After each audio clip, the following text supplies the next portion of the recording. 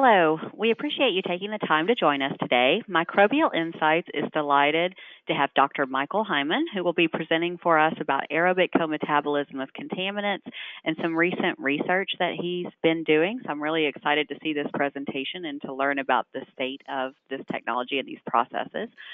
Dr. Hyman really needs no introduction, but quickly, he is a professor and the director of the graduate program at North Carolina State University. Dr. Hyman is a passionate researcher and a speaker. He's a leading contributor to many different guidance documents that have been published for our industry, and he's among the foremost expert in the biodegradation of ethers such as MTBE and 1,4-dioxane. So we are delighted to have Mike here speaking for us today. Please note that this webinar is being recorded and it's going to be available in the resource section of the Microbial Insights website within the next week. A link will be emailed to everyone who registered, so you don't have to email to get that. That will automatically come to you as soon as the presentation's ready. And after the presentation today, we're going to have a live question and answer session. So feel free to go ahead and type your questions throughout the presentation into the GoToWebinar software. And at the end, Mike will answer as many of those as possible. So without any further ado, I'll go ahead and turn it over to you, Mike. Great. Thanks, Dora, and thanks for that introduction. And thank you all for attending today. This is the title of what I'll be talking about today.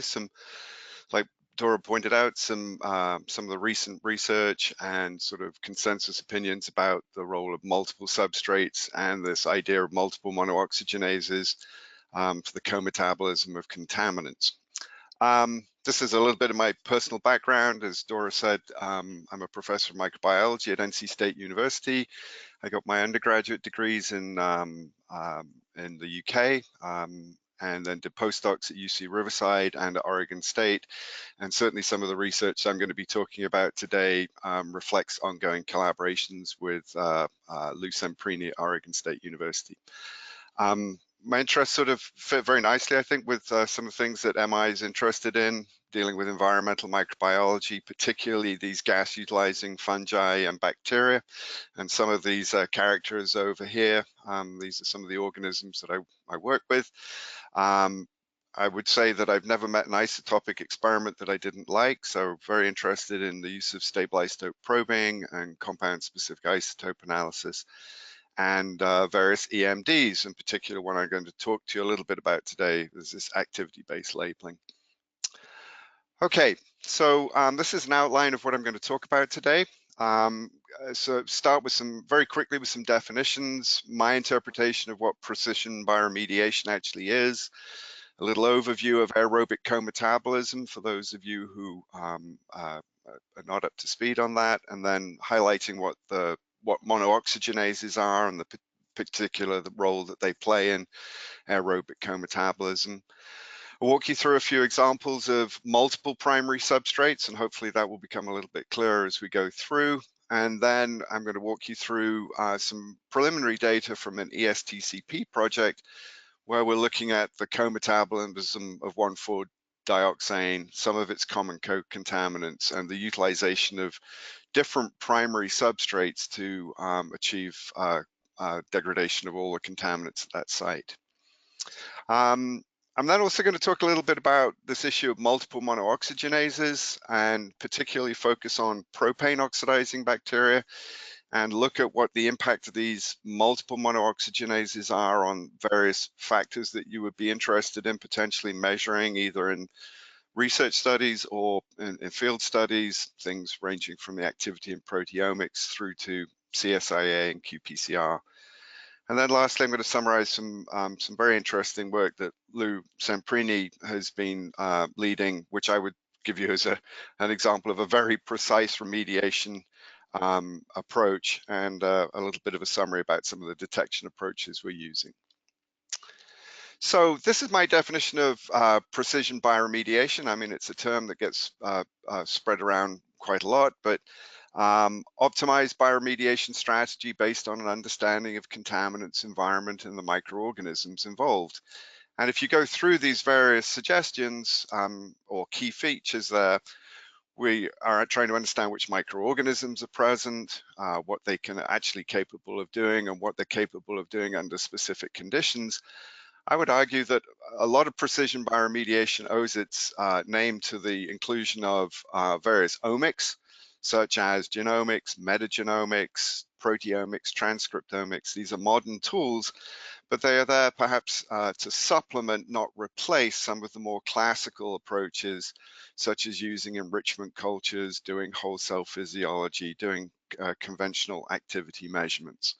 So in essence, we're using modern omic tools to supplement and improve the decisions and the processes that we can achieve using some fairly standard, perhaps more old school approaches. So what is aerobic cometabolism? So this is a bioremediation option that we can, it gets used for can be used for a large range of small organics. We can use it for contaminants or contaminant mixtures. And in essence, it involves the biostimulation or the addition of microorganisms that grow on non-toxic substrates. And the activity of those organisms, and particularly the ones that we're interested in for this talk, exploits the activity of non-specific monooxygenase enzymes, which facilitate contaminant biodegradation. I think the really key feature about cometabolism that separates it from the metabolic type of processes that often we try to stimulate in bioremediation schemes is that cometabolism separates the process of biomass generation from contaminant degradation. And consequently, the key feature of it is that it enables degradation of contaminants, sometimes at part per billion and part per trillion concentrations. And these are some of the compounds that we know are subject and can be biodegraded through cometabolic processes. They range from dioxane to TCE to MTBE to ethylene dibromide. What we're going to concentrate on primarily in this presentation are these two, or these categories of compounds, 1,4-dioxane and some of its chlorinated co-contaminants. And lastly, then, what are monooxygenases? If you want to take the biochemical sort of description of them, these are oxidoreductase enzymes which transfer electrons. That doesn't really help you particularly much, but these are enzymes that utilize atmospheric oxygen. Oxygen ends up being an electron acceptor in an enzymatic sense, not in a respiratory sense. So we typically only find these enzymes in aerobes. Structurally, we can separate them into two groups. There are soluble enzymes, which tend to be in the interior of the cell and the cytoplasm. And then there are particulate enzymes, which is a more complicated way of saying that they are membrane bound, present in the membrane that delineates the cell. And certainly for the biodegradation perspective, the key thing about them is that they catalyze diverse reactions, including hydroxylation reactions, epoxidation reactions, desaturation reactions, and others. And in these particular cases here, hydroxylation and epoxidation, we are introducing oxygen from atmospheric O2 into the substrate. And this is kind of summarized here with an example of a monooxygenase enzyme. This is the electron donor, NADH. It is getting oxidized to NAD. The electrons are being passed through to the hydroxylase component of the enzyme. And the enzyme is reducing, in this case, or oxidizing, in this case, tetrahydrofuran to an alcohol. One atom of the oxygen is incorporated into the substrate, and the other one is reduced to water. So there are a number of different examples of enzymes, monooxygenases. There's an enormous suite of them, but the ones that are most relevant to the type of aerobic cometabolic process we're interested in are a group of enzymes called SDIMOs, which is an abbreviation for soluble diion monooxygenases. And a good example of this would be a soluble methane monooxygenase, which I'll talk about in a little bit. There are copper-containing monooxygenases, and these tend to be particulate copper-containing enzymes.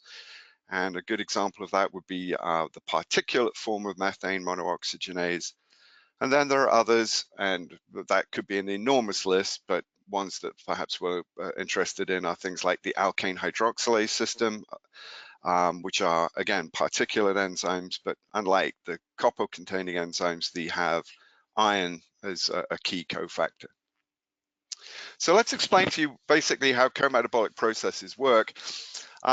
This is a sort of diagram you may have seen before, but I've amended it a little bit, that deals with what actually microbial metabolism is. So we have a primary growth supporting substrate. The presence of that substrate may lead to the induction of or expression of this key monooxygenase enzyme, which initiates the pathway of degradation. That process leads to a series of readily degradable metabolites, which are then used as a source of carbon and energy, which then allows the microorganism to grow. And the byproducts of this are typically mineralization of the material. And all of the enzymes, there are typically multiple steps in here. We have a dedicated pathway for the biodegradation of this growth supporting substrate.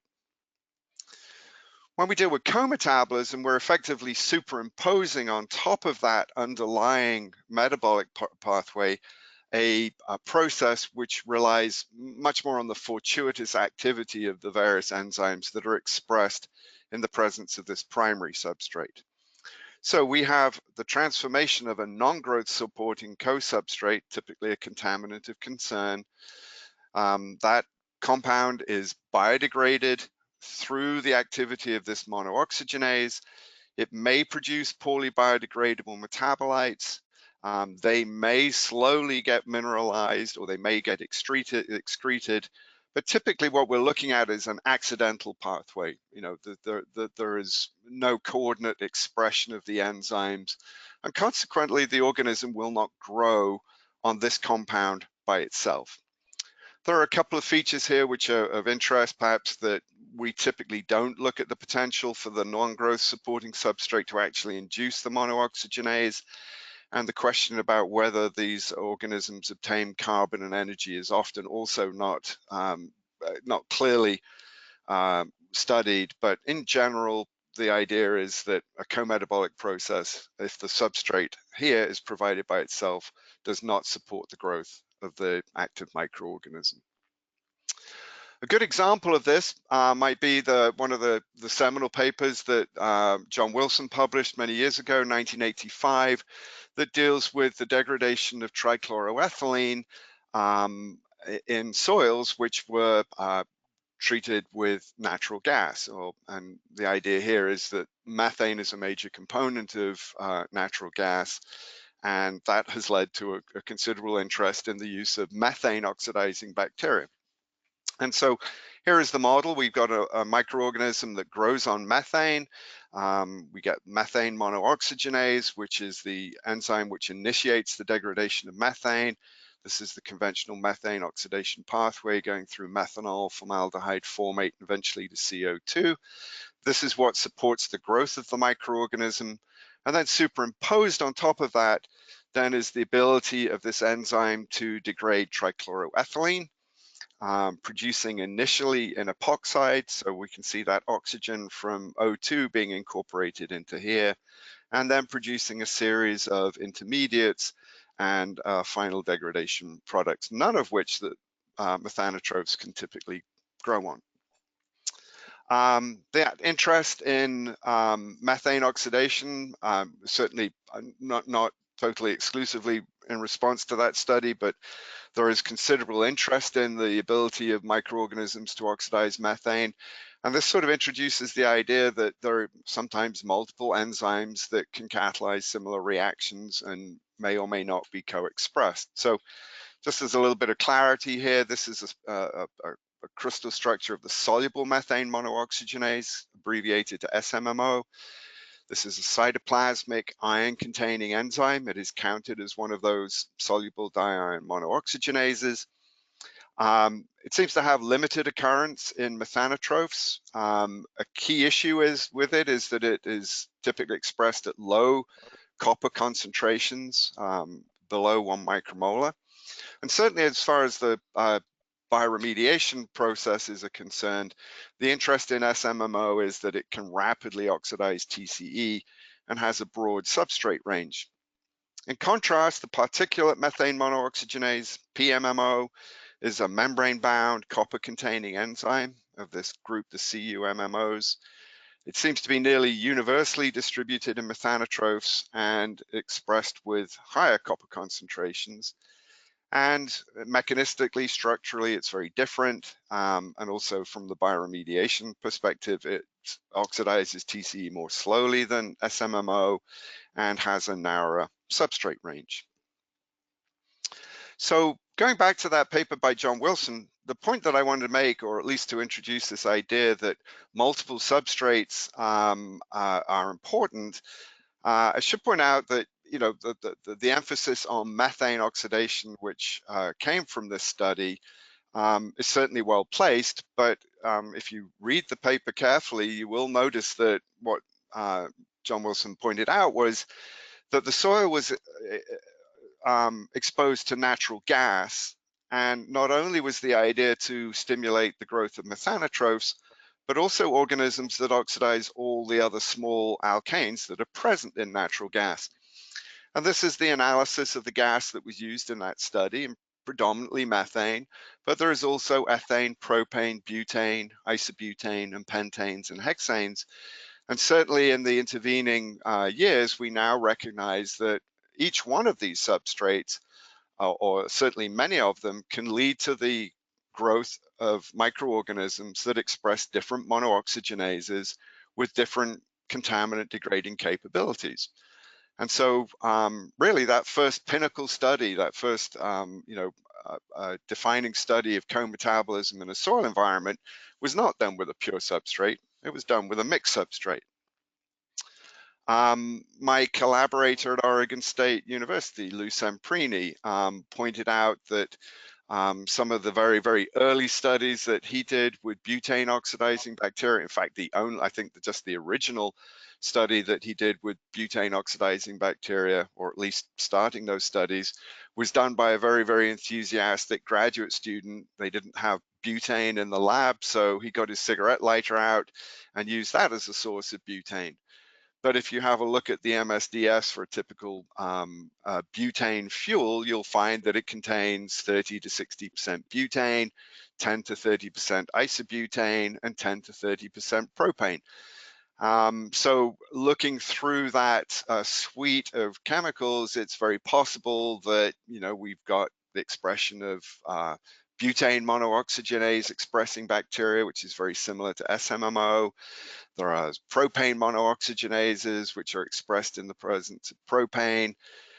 This enzyme, short chain alkane monooxygenase, which I'm going to talk to you a bit more and differentiate it from PRMO a bit later on. And then other enzymes, including alkane hydroxylase and some of the copper-containing monooxygenases that can also occur in organisms that grow on C3 and C4 alkanes and have the ability to degrade a variety of contaminants. And then lastly, another example of a mixed substrate is this gas, HD5. And the reason I bring this up is that one of the studies that I was recently involved in made use of this gas as a source of propane. But actually, the gas that you find in propane cylinders, the type of thing that you use in a barbecue, is actually HD5, which is defined, it has some specifications, saying that at a minimum that it is 95% propane, a maximum of 5% propylene, and then smaller amounts of ethane and a required odorant such as ethane thiol, which is there for safety considerations. From the practical point of view, in pure cultures, it's not particularly surprising, for example, that if you use this type of gas to grow propanotrophs, propane oxidizing bacteria, they typically grow on propane. They oxidize propane through the activity of various monooxygenases. They produce a variety of products, 1-propanol, 2-propanol, go through metabolism and ultimately cell growth, and we produce CO2. If you superimpose on top of that the presence of a co-substrate like propylene, the same process occurs, but in this case, it could potentially produce reactive intermediates like propylene oxide or allyl alcohol, depending on where the monooxygenase oxidizes these things, to produce a variety of other products which may be toxic, inhibitory, and or potentially growth supporting.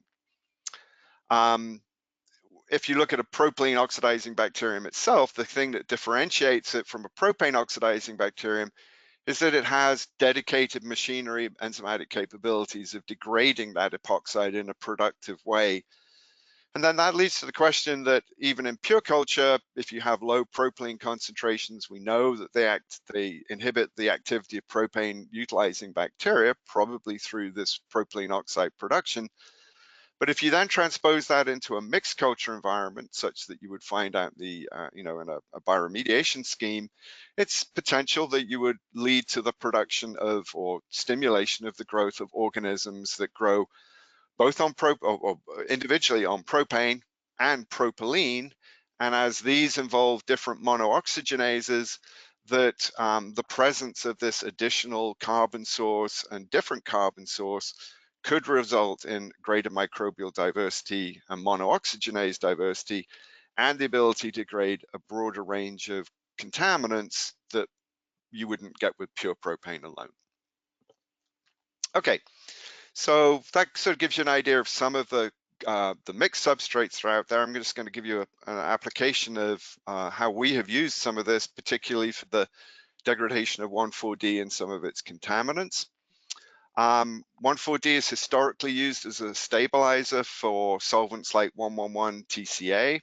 And also, I think there is evidence now to suggest that it was used as a stabilizer for TCE, although it's most frequently recognized as a stabilizer for 1,1,1-TCA. Certainly in the environment, it's present at low concentrations, at or below 100 parts per billion. So these tend to occur in large diffuse plumes. And there are a number of degradation products that are associated with 1,4-D through its chlorinated co-contaminants. So for example, 1,1-TCA can abiotically degrade to give us acetate or 1,1-DCE, or it can be biologically reduced to 1,1-DCA and chloroethane. And also, we often find TCE and its daughter products, such as cis-DCE, in 1,4-D impacted groundwater. So the take-home message then is that 1,4-D bioremediation typically involves treating contaminant mixtures, not just 1,4-D. So this is some preliminary data from a project that we've been working on with Oregon State and Aptum that deals with what you could describe as a typical or an atypical, depending on how you want to read it, 1,4-D contaminated site somewhere over in California. This gives you an idea of the various contaminants that are present. So there's 1,4-dioxane, in the part per billion range, somewhat higher perhaps than some of the other sites that we're interested in. Almost equivalent concentrations of 1,1-DCE, higher concentrations of TCE, and cis-DCE is a daughter product. And just to add insult to injury, there's also trace amount of chloroform in that. So the aim of this project is really to determine what mixture or sequences of gases can be used to promote the co-metabolic degradation of these of 1,4-D and its associated contaminants in the field. So the first question we asked is, well, which organisms can co-metabolically degrade these low sort of environmentally relevant concentrations of 1,4-D? In this particular case, we focused on those soluble diion monooxygenases. And I should point out that the reason why we look at co-metabolism versus metabolism is that 1,4-D metabolizing bacteria, such as Pseudonocardia CB1190, are generally sort of viewed as ineffective at degrading these low environmentally relevant concentrations of 1,4-D. I should also point out that most of the bacteria that we have looked at here that express these model soluble diion monooxygenases do not degrade 100 parts per billion 1,4-D, even if they've been reported to degrade higher concentrations in previous studies. So this describes the organisms or the enzymes that have been suggested to co-metabolically degrade 1,4-D at high concentrations. So there's a lot of yeses in here.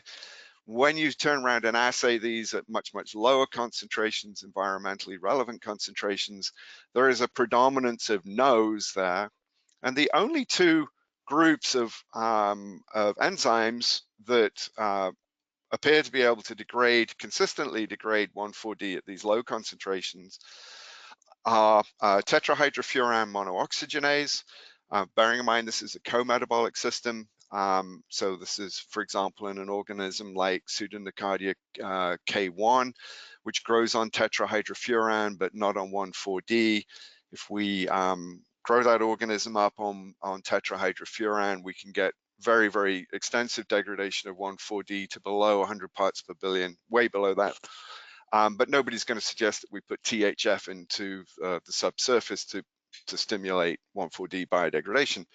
So we then focus on this enzyme, this short chain alkane monooxygenase, which is expressed in bacteria that grow on C2, C4 alkanes. And I'll walk you through some of the evidence to suggest that this enzyme is the key enzyme we're interested in, rather than propane monooxygenase, which is another enzyme that gets talked about quite regularly. We did some initial microcosm studies, and long story short, taking the original site water, we saw no uptake of either isobutane, propane, or isobutylene in the site water over a 100-day period. These were supplemented with nitrogen and phosphorus nutrients, so nutrient limitation was not an issue there. But what was observed, and is not shown here, is that sparging of the groundwater to remove that suite of chlorinated aliphatic hydrocarbons, the chlorinated co-contaminants, enable both isobutane and isobutylene to promote rapid microbial growth. There's a variety of variety of studies out there that suggest that actually the issue that we're concerned about here is that 1,1-DCE, which is present initially at 450 parts per billion, is actually likely to be the culprit, which is removed by that sparging activity due to, and the reason why it's of concern is that the oxidation of that compound, the co-metabolic oxidation of that compound, can produce highly reactive and toxic epoxides. So if we're unable to biostimulate, the next solution we're looking at is whether we can bioaugment in this system. This is an organism that I'm going to talk about quite extensively in the rest of this talk. This is a Rhodococcus strain available from ATCC. It grows very readily on isobutane, and this strain here, EMV493, is an isolate that was obtained from the site. This data over here sort of demonstrates why we think 1,1-DC is the problem. We added in this organism into site water. We saw a very, very rapid consumption of isobutane, no real significant degradation of chloroform or 1,4-dioxane, very, very rapid degradation of 1,1-DCE, and limited degradation of either TCE or cis-DCE. What we did find is that once we respiked isobutane into the system, we saw no rapid recovery of activity, and it was only several weeks later that we actually observed activity, and then we could restart isobutane-dependent degradation and demonstrate the degradation of compounds like 1,4-D and dioxane. The issues that we didn't manage to get rid of, again, in this one, is trichloroethylene. The trichloroethylene turned to be remarkably recalcitrant in this system. So it appeared that we were able to degrade virtually everything using isobutane except TCE. Using this environmental isolate, we found something substantially different. It did not appear to suffer from the same toxicity issues associated with 1,1-DCE, and we could see repeated activity, so very, very convincing degradation of chloroform and 1,4-D. But again, TCE was the recalcitrant component in this system. Cutting a long story short, the final treatment process that we're proposing for this site is that we will bioaugment with ENV493 and maintain its activity using isobutane. And secondly, once we have degraded these compounds, the next step will be to effectively polish the groundwater using TCE degrading microorganisms. And we have, again, two enrichment cultures. One of them is a mixed culture that grows on methane and can degrade methane, TCE through the activity of methane monooxygenase. And we also have another native mixed culture that is stimulated on isobutylene, which can degrade TCE very, very readily. Okay, so having dealt with multiple substrates, going to deal a little bit with multiple monooxygenases. You know, it's pretty standard that a microorganism might have different monooxygenases for initiating very, very different metabolic processes. I'll give you a good example. Pseudomonas mendocina KR1 has a toluene oxidizing monooxygenase and enzyme system, and it also has a separate alkane oxidizing system. And so this, you know, this is what you expect. They're very, very different substrates. They need different enzymes to activate them. There are certainly other examples of bacteria that have two different monooxygenases which catalyze the same reaction. And I've already briefly summarized what happens with PMMO and SMMO in methanotrophs. And here you've got enzymes with very, very different structures, very, very different metal cofactors, different catalytic mechanisms, different kinetic properties, potentially different expression patterns if there are multiple copies of those genes encoding those enzymes. But it's only in recent years, I think, in genome-enabled studies where we can look at all of the enzymes that are encoded in a particular microorganism that the presence of multiple monooxygenases with overlapping catalytic capabilities has been shown to be very, very common in alkane oxidizing bacteria. Certainly in organisms that grow on longer chain alkanes, this has been known for quite some time. But in the case of gaseous alkane oxidizing bacteria, I think we're very much at the point where you know, we're getting quite staggered by the number of different enzymes that are present in these organisms. And so I'm going to talk briefly about propane because it's particularly interest for the degradation of 1,4-D. So these are a couple of studies that have been done in the field. One of them is a bioaugmentation biosparging study for 1,4-D, and the second one was using a recirculation system. Both of them involving propane and both of them treating 1,4-D and chlorinated co-contaminants. Both done at Air Force bases. The Lippincott study here used oxygen and propane in a biosparging system and eventually bioaugmented with an organism, a propanotroph ENV425. This gives you an idea of some of the degradation capabilities that were reported there. So enormous reductions in 1,4-D from over a part per million down to less than 2 parts per billion. These are some of the other contaminants that are present in there. You'll notice there's a very high concentration of 1,1-DCE. Although the emphasis in the study was on the 1,4-D degradation, there is the potential that these, well, certainly some of these compounds were biodegraded by co-metabolic processes, but it is also very likely that the inhibitory effect of the 1,1-DCE was perhaps not noticed because the stripping effect that comes from this biosparging process. I should point out that qPCR for PRMO, propane monooxygenase, was inconclusive in this study. If you look over on this other one, this is the more recent study by Chu et al., Jacob Chu. In this case, using HD5, so there was propylene present in this system. This looked at native microorganisms, so there was no augmentation. And again, seeing some very, very effective degradation of 1,4-D, 1,2-DCA, and TCE. In this case, 1,1-DCE is probably not an inhibitory problem because it was only present at this very, very low initial concentration and was removed to below its limit of detection. So this idea about what propane monooxygenase is and its role in 1,4-D is kind of important. So I've tried to summarize this and the history of it, and hopefully people will find this of some use to it. So if you look at the activity of a propane monooxygenase, it introduces oxygen into propane, and there are effectively two positions where that can be achieved. One of them is a terminal oxidation, where we hydroxylate to make 1-propanol, or there is a subterminal oxidation to make 2-propanol. The enzyme that is responsible for this was first discovered in a bacterium called TY5, Gordonia TY5, back in 2003.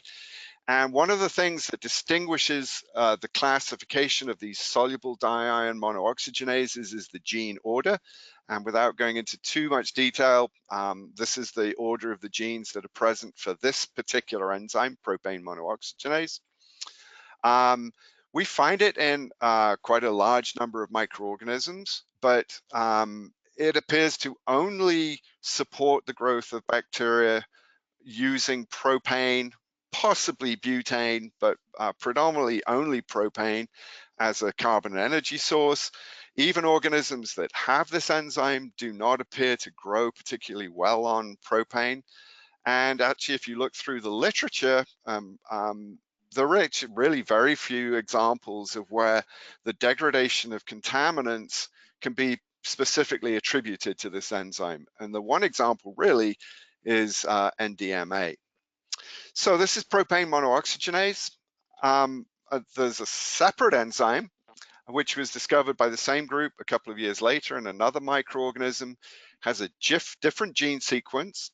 And the organisms that have this gene sequence and this set of genes seem to grow very well on C2, C3, C4, and possibly even longer alkanes. We seem to have many co-substrates, and I would include those 1,4-D and MTBE. Does not appear to degrade TCE. And as we'll talk about a little bit later on, these qPCR primers are available for them. We call this enzyme, although I guess strictly it should be called a propane monooxygenase. I think the idea of having two enzymes that are profoundly different with different capabilities called the same thing is confusing, and it certainly does not help the interpretation of, say, qPCR studies. So this is the reason why we call this short chain alkane monooxygenase. We can see that several organisms have both of these enzymes. So another organism studied by this group, TY7, has both. One of the well-studied Mycobacterium, Mycolibacterium tubensis MBB4 has both of them as well. Rhodococcus jostii, RHA1, only has this enzyme. A couple of, and this indicates whether they're reactive with 1,4-D as well, by the way. So neither of these are known to be 1,4-D degraders. Our evidence suggests that Rhodococcus jostii, which only has this enzyme, is unreactive to 1,4-D. A couple of organisms that are known to grow on 1,4-D, such as CB1190, has a propane monooxygenase, whereas the recently described Dioxynitrophus has got this enzyme. Bug that we work on a lot, JOB5, has only got this enzyme, does not have this, and so forth and so forth. We also find this enzyme in some other notable bacteria. Propane monooxygenase is actually present in some methanotrophs. These Methelocila strains are widely distributed facultative as opposed to obligate methanotrophs. And these organisms have both SMMO and PRMO genes, but no PMMO. And this strain and others like it can grow either on methane or propane. The role of that propane monooxygenase in contaminant degradation is not known, but we do know that similar strains with this propane monooxygenase are abundant at natural gas seeps. A couple of other notable bugs involved in ether metabolism, methylibium PM1 that grows on MTBE, and Pseudonocardia CB1190 that grows on 1,4-D. Neither of those have been reported to grow on propane, but co-expression of that enzyme PRMO does occur with other enzymes such as tetrahydrofuran monooxygenase, which is expressed by this organism when it grows on 1,4-D. Again, the role of the propane monooxygenase PRMO is unclear. It's clearly not involved in ether oxidation, and potentially it's a response to metabolic stress or potentially some aspect of starvation, as neither of these ethers, MTBE or 1,4-D, are particularly good growth substrates for these bacteria.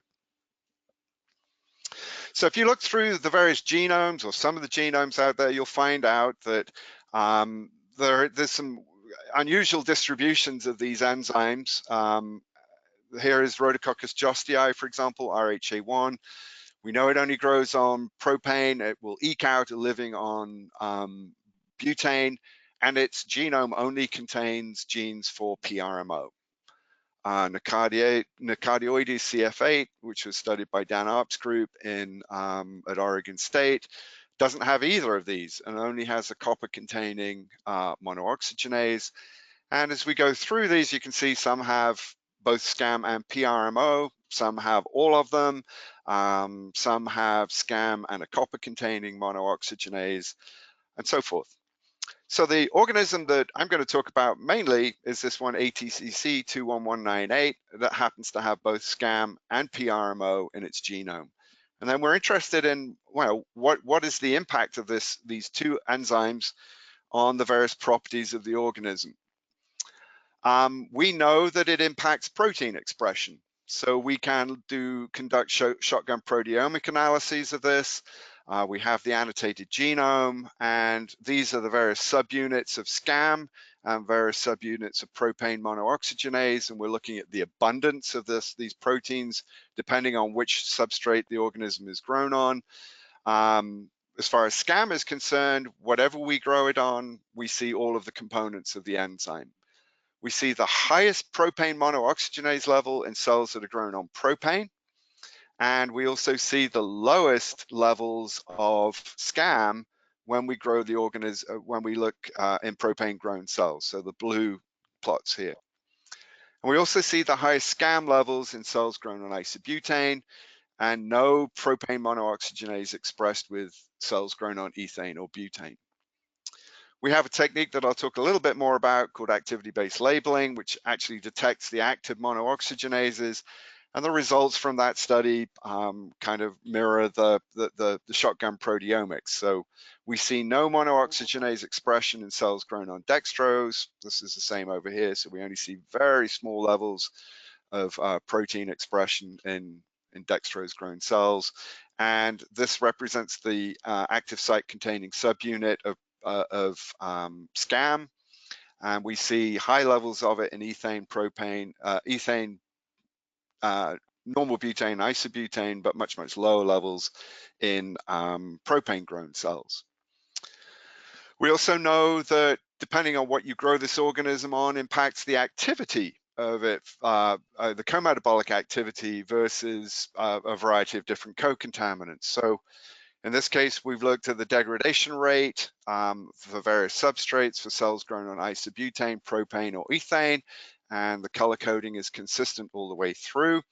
What we find is that isobutane grown cells typically have the highest co-substrate oxidizing activities, and the sequence of those activities in terms of specific rates is this order here. And for example, we see a 600-fold difference in the rate between 1,1-DCE degradation, which is degraded very, very rapidly, and TCE, which is degraded very, very slowly. Conversely, propane-grown cells have got the lowest co-substrate oxidizing activity. This is the point when PRMO is at maximum and the SCAM levels are at the lowest. We also know that this impacts CSIA fractionation. So this is a study that we did a couple of years ago. We're looking at the carbon fractionation and hydrogen fractionation for either Pseudonocardia tetrahydrofurans oxidans K1 grown on tetrahydrofuran, or ATC 21198 grown on either propane and isobutane. We see very, very big, well, this is the slopes of these plots here. Very, very large slope for the hydrogen divided by the enrichment for carbon for K1, much smaller, but differentiable enrichments when we grow them on propane or isobutane. So some of the questions you might rise from this is we see this fractionation by propane and isobutane bacteria clearly distinguished from THF, grown K1. The question that comes out, is this relevant for differentiating metabolism, co-metabolism? Potentially. I should point out that we get THF monooxygenase in organisms that can grow on and or co-metabolically degrade 1,4-D. So I think there's some uncertainty there. And lastly, there are differences in the carbon-hydrogen fractionation with propane and isobutane grown cells. They are statistically distinct. Is this due to differences in the enzymes and their roles in 1,4-D, or is it a function of expression levels? I don't think we're in the position to answer those questions just yet. Lastly, you know, there's also impacts of these multiple enzymes on, is my volume still there? Yeah, you're still good.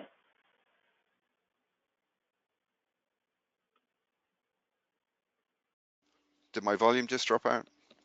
Okay. So these are some model strains that we have looked at. There is 21198, BCP1. We've got annotated genomes, so we know what all the SDIMOs are in them.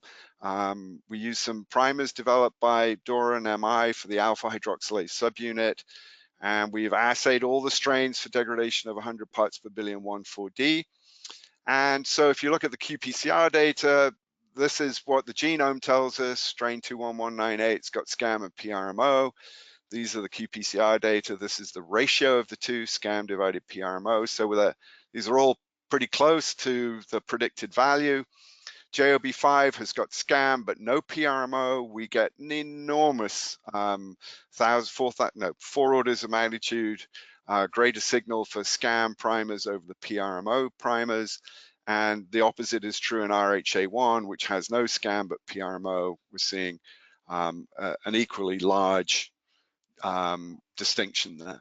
And this is the data that indicates whether or not they degrade 1,4-D. So all of these organisms grown in isobutane effectively degrade 1,4-D, and we can inhibit with alkynes. Propane oxidizing RHA1, that's the only thing it grows on, doesn't grow on isobutane, does not degrade 1,4-D.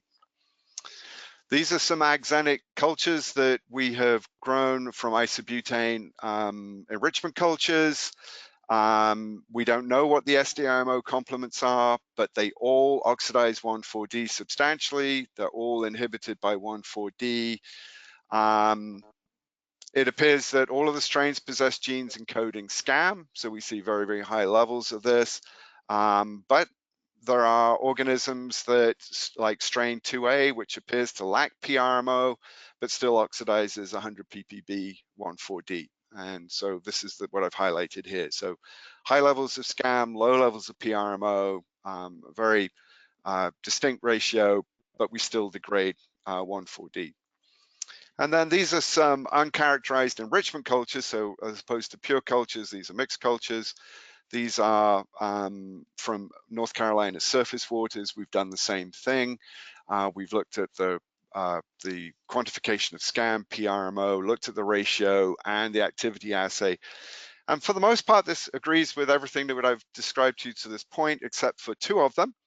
This 15WO sample has predominantly PRMO, but still grows on isobutane, but doesn't degrade 1,4-D, which would be the first isobutane grown strain that we have found that doesn't degrade 1,4-D, and that, or mixed culture. And then 16WO clearly has somewhat equivalent concentrations or predominance of both SCAM and PRMO, and also doesn't seem to degrade 1,4-D. So the question is, are these the exceptions that prove the rule?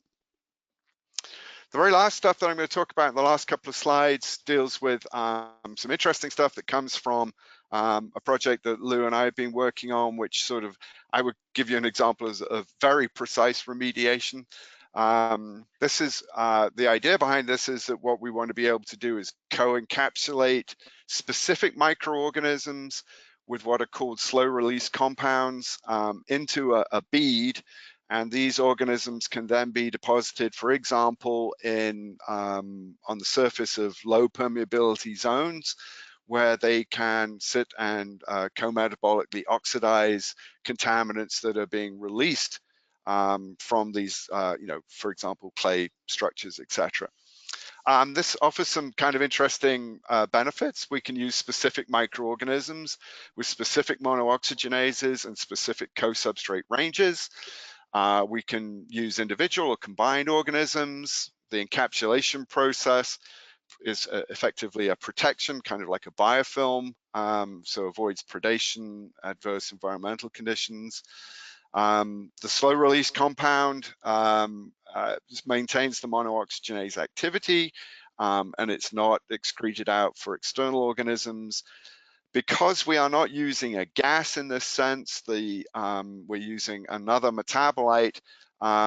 This avoids competition between the primary growth substrate and the contaminant degradation, which is one limitation of co-metabolism. And eventually these things biodegrade to harmless byproducts. So dead bacteria, debris, sugars, and simple common minerals. This gives you an example of what these organisms look like, or these beads look like. So this is, again, ATCC 21198, and we've looking at these in beads, in batch cultures. So there's the beads with the organisms in there. This is a sort of simple reactor we've been looking at.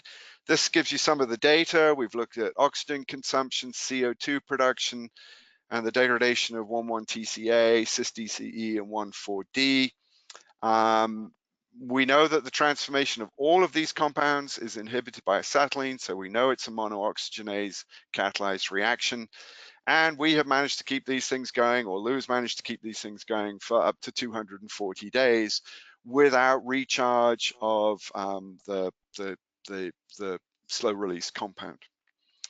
He's also done something very similar, but using this organism or these encapsulation systems, now doing it in columns. And this is some data from very recently. This gives you an idea of the size of the column. You can see the coloration. We have microorganisms throughout the column.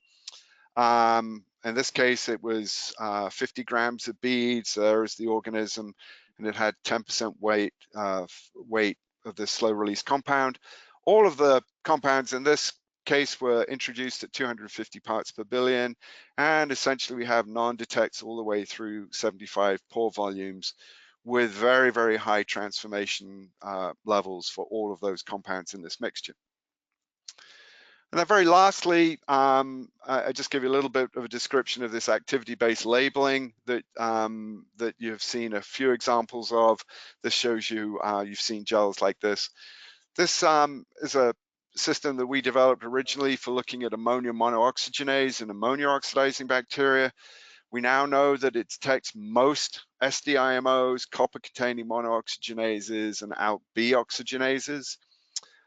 We've used it to characterize the monooxygenase inducers and SRCs in that project I just talked to you about. And we are developing it to identify monooxygenases in active remediation products and in the natural attenuation of 1,4-D. The idea here is that we have we covalently modify the active enzyme and then can attach a fluorescent tag to it. That enables us to look at proteins in gels. It enables us to look at whole cell fluorescence, quantify it through FACS or flow cytometry measurement, and then correlate that with a rate estimate. And the thing that distinguishes this is that we're detecting and quantifying or identifying the active enzyme, not a proxy for it like a gene or a transcript. Okay, in conclusion, multiple primary substrates can potentially be added sequentially, concurrently, but we can tailor them to, as we understand what each one of these enzymes that we've discussed is capable of catalytically, we can effectively design a cocktail sequences or mixtures that will address contaminant mixtures. Certainly, the co-expression of multiple monooxygenases with these different substrate, co-substrate specificities is very common in alkane oxidizing bacteria. You ignore it at your peril. A consequence of that is that propane monooxygenase, PRMO, does not appear to be a relevant target for molecular investigations of 1,4-D degradation, whether that be metabolic or co-metabolic. This co-encapsulation method gives you a very, very precise and sustainable method to use specific bacteria to degrade specific contaminants and mixtures. And I would say that's part of the promise of precision bioremediation. And then lastly, techniques like ABL to detect active monooxygenases are now available and potentially very useful. And in conclusion, these are the acknowledgements. A bunch of folks at NC State, Paul Hatzinger and Dave Lippincott at Apton, Jacob Chu, Peter Bennett, Halion Aldrich, and then Lou Samprini's team over at Oregon State University. I won't go through and specify what everybody's contribution is, but all of them are very, very gratefully received and accepted. The funding from a lot of this work has come from CERDIP and ASTCP. And if you have any questions and want any further information, there are email addresses. I know Lou would be happy to answer any questions about his wonder beads. Dora can answer any questions about the primers and the use of SCAM qPCR. And if you have any questions for me about activity-based labeling, all of us can be contacted at these email addresses. And with that, I think that leaves us 5 minutes for questions. That's great. Thank you very much, Mike. As always, a phenomenal presentation. We do have a few questions that came in. Sure. If you have additional questions, go ahead and type them into the GoToWebinar software. If we can't get through them before our time is up today, then I will get with Mike afterward and we'll put together a document that we'll email out to everyone. So feel free to enter the questions that you have, or you can email us directly if you have additional questions that you think of after the webinar.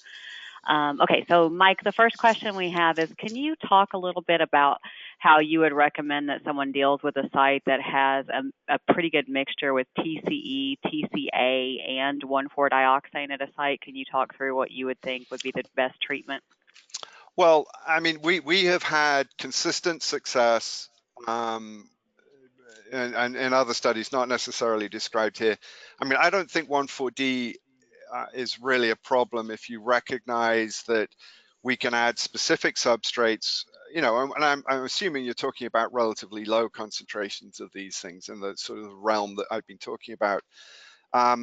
We know that isobutane appears to remarkably consistently promote the production of organisms that have this short chain alkane monooxygenase. There is potentially less certainty if you use propane, less certainty if you use butane, less certainty if you use ethane, and we know that those stimulant will degrade effectively 1,1-TCA and 1,4-D.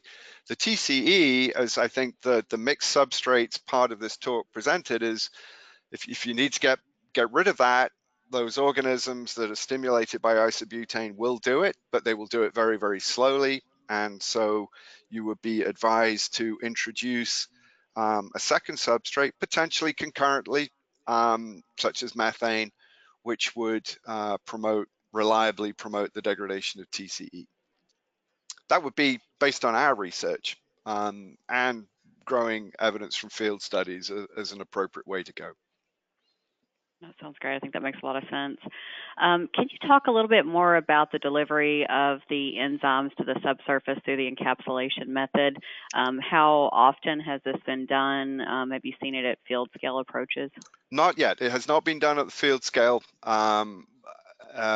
The original funding for that was through CERDIP, was to take it through to a model scale. I know Lou would be more than happy to give you more information about that. There is a patent pending on it, so I think he certainly sees potential applications of this in the field. I would actually defer to him, and he will be able to give you the full spread of information about that. Okay, great. I think that's an interesting technology, definitely. It certainly enables you to tailor make whatever you want to the contaminants that you've got. And So, I mean, people have encapsulated microorganisms for co-metabolic processes quite frequently. So it's not the encapsulation of the bacteria which is the novel aspect of it. The novel aspect of it is that using the various approaches, or some of the various approaches that we talked about there, we know which slow release substrate to co-incorporate with the organism to lead to the promotion of the monooxygenase activity. And being able to do that without applying a gas, which has its delivery problems, is where the real innovation, I think, in that technique comes from. Yeah, I think it's really exciting. Yep. Look forward to seeing where that goes. Okay, one other compound that there's a couple of questions on is, do you think any of these monooxygenases that you've mentioned could potentially be used for aerobic markers for dinitrotoluene compounds? Dinitrotoluene. I wouldn't be able to tell you on that. I don't know if we certainly haven't looked at any of the nitro compounds as potential substrates for, say, SCAM. So yeah, I happy to look, but haven't. I couldn't tell you at this point. Okay. We've One mainly last looked question. at the cyclic ethers, alkyl ethers, chlorinated solvents. I can give you a pretty good answer on NDMA probably as well, but not anything really into the world of aromatics. Okay. All right, one last question, Mike, and then we'll do some other document if there's additional questions that come Sure. in. In the Vandenberg Air Force Base study, did you look at volatilizing by sparging the 1,4-D? Was that ruled out as a primary means for reducing the 1,4-D concentration? I think the general consensus is that once 1,4-D is in water, it's kind of very difficult to get out, and so the sparging from the biosparging effect, all of the physical properties of 1,4-D would suggest that that effect is minimal.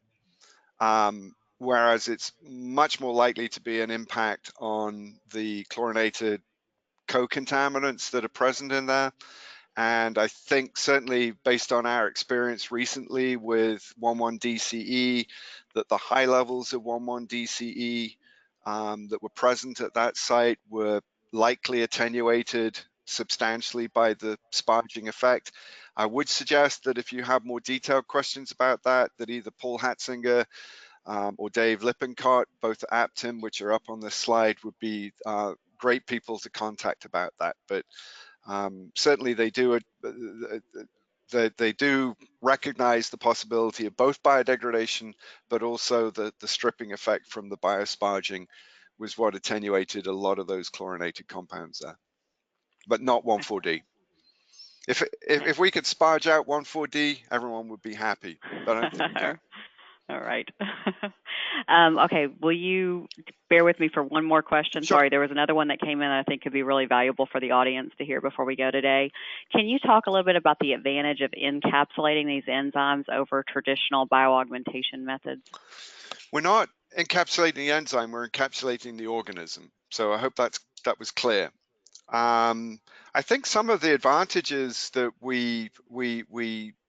I've alluded to or were on that slide. I mean, one of them is that we do not have to supply a co-substrate. So at most, what's required would be oxygenation of the environment if there isn't sufficient oxygen present. The fact that you don't have to deal with competitive interactions and or substrate delivery processes such as adding in gaseous substrates above and beyond oxygen is a great advantage. The fact that the organisms are encapsulated gives them a lot of robustness. One of the things that we are investigating is whether or not the encapsulation process provides a higher degree of protection from some of the toxic effects that we expect to see from chlorinated co-contaminants such as 1,1-DCE. That might also be realized by having them encapsulated. But you know, we're very encouraged by where we stand at the moment, that we get very, very effective degradation of these things. Some of those finer aspects, you know, what is the full suite of benefits, I think remains to be uncovered. But certainly protection, robustness, lack of predation is also a very likely benefit. But from the mechanics of doing this remediation, the having not to add in propane or isobutane or whatever is a tremendous advantage there. It can Yeah, actually be done if you have artificial oxygen release compounds as well. I mean, I know Lou has looked into that as well. Okay, well, it's exciting. We'll have to keep up, you know, kind of looking in literature and see when Lou publishes some more information on this. It's really exciting technology. There's a paper on that on its way. So perfect. All right. Well, as always, Mike, I really appreciate your time. You have such cutting-edge research that it's always interesting to listen to your presentations, and I learned so much. So we really appreciate you taking time to be here today to speak for us.